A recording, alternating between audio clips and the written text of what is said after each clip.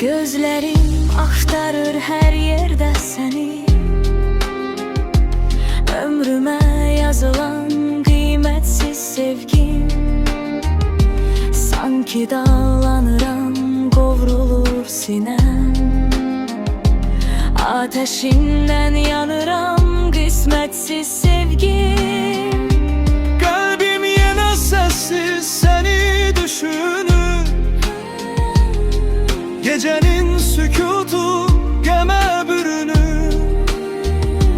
Hatiren könlümü talayır sökür.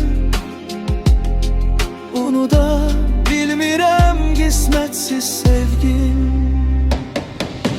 Tale yazan yazıp silinmez izin. Her hatiren könlümde ağlayır gizlin. Kalbimde bitmeyen bir sevdam senin. Dön kurtar bu dertten kısmetsiz sevgim. Duygular, hayallar derinden derin.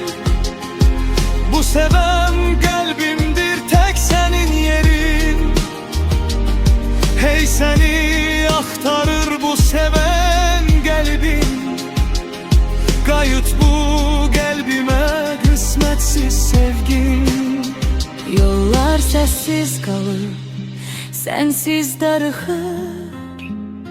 Her adım bu həsrət kalbimi sıxır.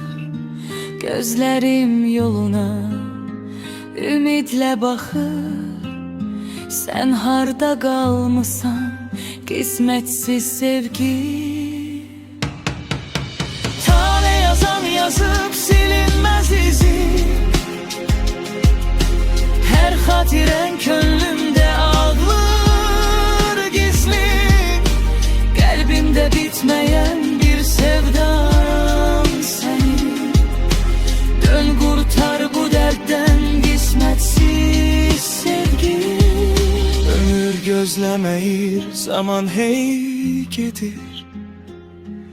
Sensiz kocalıram, ümidin itir.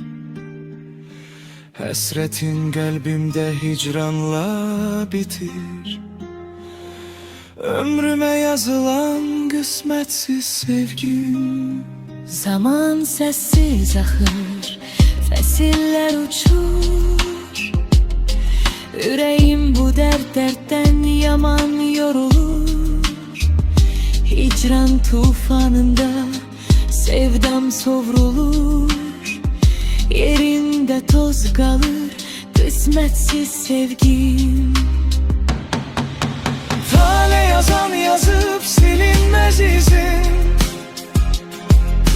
Her hatiren könlümde ağlayır gizlin. Kalbimde bitmeyen bir sevda